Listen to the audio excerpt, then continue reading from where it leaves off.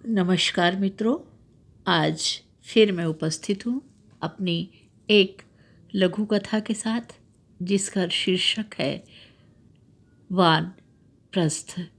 यह कथा हमें कुछ सकारात्मक पहलू की ओर संकेत करती है और यह हमें उन दिशाओं की ओर दिखाती है जो कि आज एक नकारात्मक सोच से भर गए हैं, जबकि वह ऐसा नहीं है।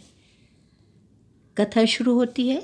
आज मंजू जी की टर्न है गीत गाने की और उनका साथ देंगे शैलेंद्र जी।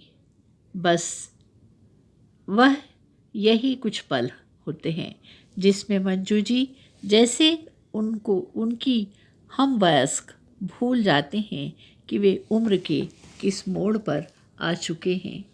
तालियों से हॉल गूंज गया और मंजू जी ने गीत गाने के लिए माइक पकड़ा और शैलेंद्र जी के साथ एक डुएट गाने लगी।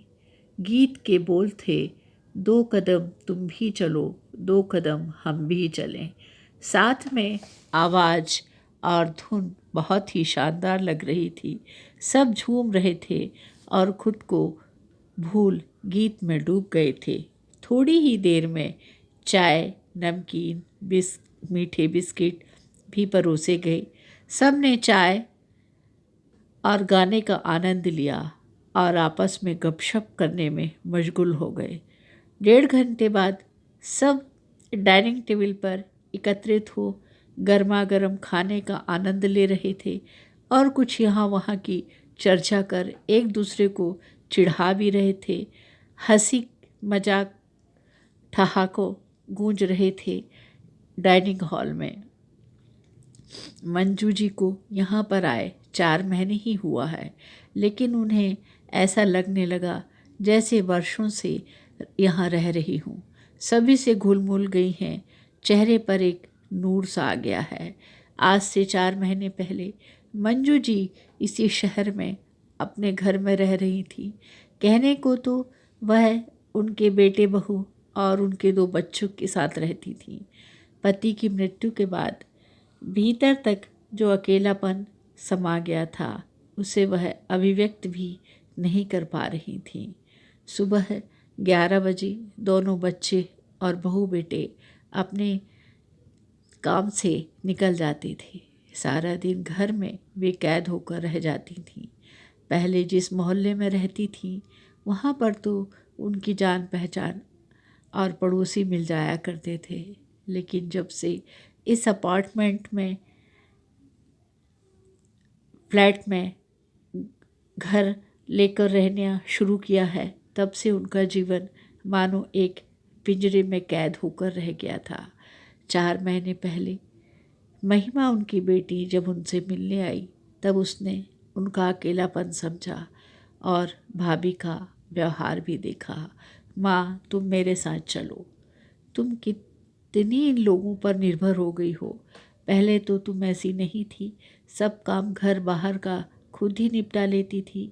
अपने लिए एक अच्छी सी साड़ी तक नहीं खरीदती हो और ना ही कुछ अच्छे कपड़े वगैरह लेकर आई हो।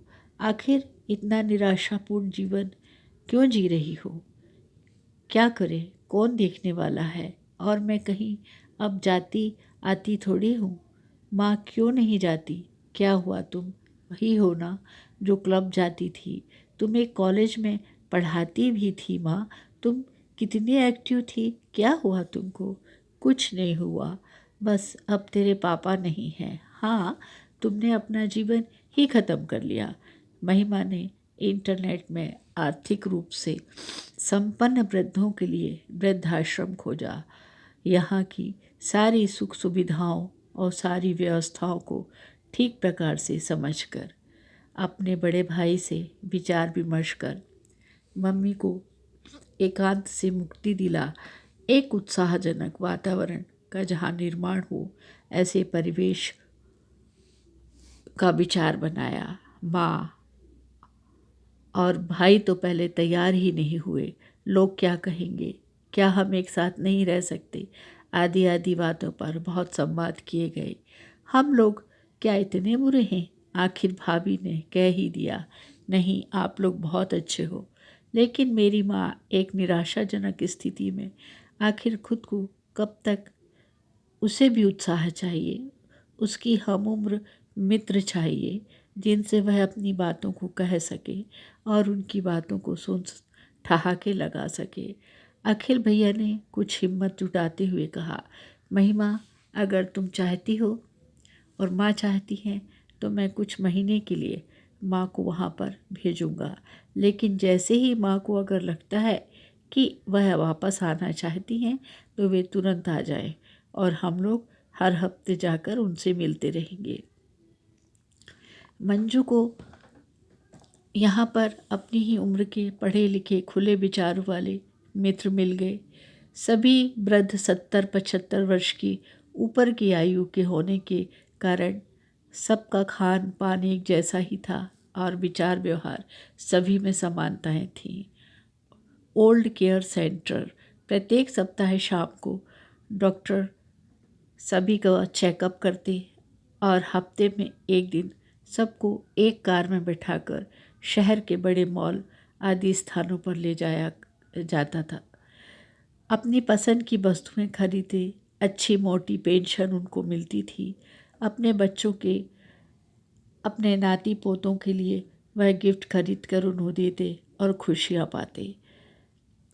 साल में 2 बार उनको पास के ही किसी तीर्थ स्थान पर सुविधाजनक स्थिति में ले जाया जाता। आत्मसम्मानित लोग बिना किसी पर बोझ बने अपना जीवन प्रसन्नतापूर्वक बिता रहे थे। आज मंजू जी इस बात को महसूस कर रही हैं कि वृद्धाश्रम वही स्थान है जो आज से हजारों वर्ष पूर्व हमारे शास्त्रों में जिसे वानप्रस्थ आश्रम कहा जाता था। बहुत बहुत धन्यवाद मित्रों, आपने मेरी कहानी सुनी और इस कहानी का अभिप्राय यही है कि वृद्धाश्रम का भी अपना रूप है, अपनी व्यवस्था है।